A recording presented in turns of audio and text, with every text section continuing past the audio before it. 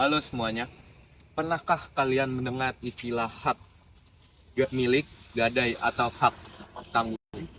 Semua itu termasuk dalam hukum kebendaan, cabang dari hukum perdata yang mengatur hak atas benda dan jaminan utang.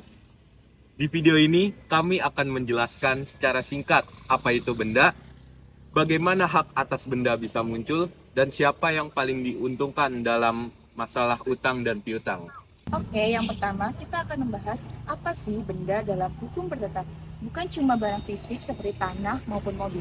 Dalam hukum perdata, benda merupakan segala sesuatu yang menjadi hak milik, termasuk hak-hak seperti hak piutang maupun hak tagih.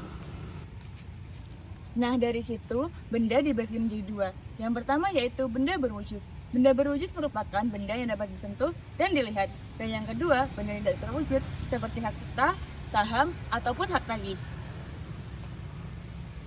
Nah, tapi yang paling penting dalam hukum perdata merupakan perbedaan antara benda bergerak dan tidak bergerak.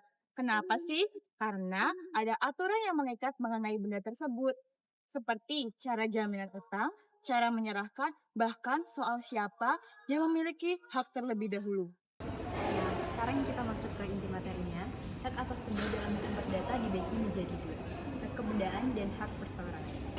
Hak kebendaan itu hak yang langsung melekat pada bendanya, bersifat mutlak dan bisa dipertahankan. Contohnya nih, misal kita punya hak atas tanah, jadi kita berhak mengusir seseorang yang mempergunakan tanah tersebut tanpa perizinan kita.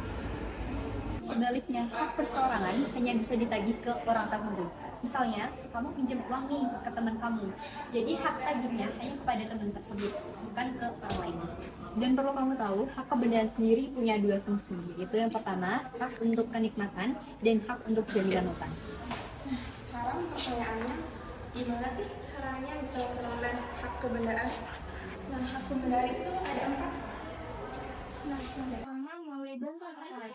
Artinya, penyerahan tersebut dari pemilik sebelumnya. Contohnya jual beli dan hibah. Nah, yang kedua penyerahan langsung. Case ini berlaku apabila barang tersebut tidak memiliki pemilik. Contohnya, ketika kita memancing di laut lepas.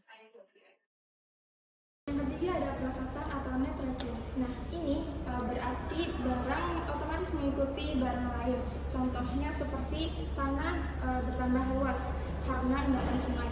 Nah, yang keempat ada warisan. Nah, warisan ini bisa melalui hubungan darah sesuai dengan undang-undang maupun surat wasiat. Nah, ada satu hal lagi yang penting, yaitu piutang yang diistimewakan. Ini sangat relevan bagi kalian yang memiliki urusan di bidang bisnis atau utang piutang. Menurut pasal 1131 KUH Perdata, semua harta kekayaan seorang debitur menjadi jaminan atas seluruh utang-utangnya. Tapi masalahnya, bagaimana jika harta tersebut tidak cukup untuk membayar semua utang kepada kreditur? Maka pertanyaannya, siapa sih yang akan didahulukan?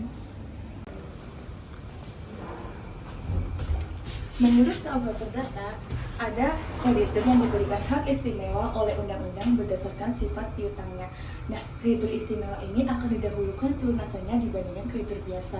Tapi ingat, hak istimewa ini tidak boleh digunakan untuk langsung menyita aset begitu saja, tapi harus ada dasar hukum yang sah seperti putusan pengadilan. Oke, demikian video pembahasan mengenai hukum kebendaan. Jika Anda mendapatkan video ini bermanfaat, jangan lupa like dan komen jika Anda memiliki sebuah pertanyaan.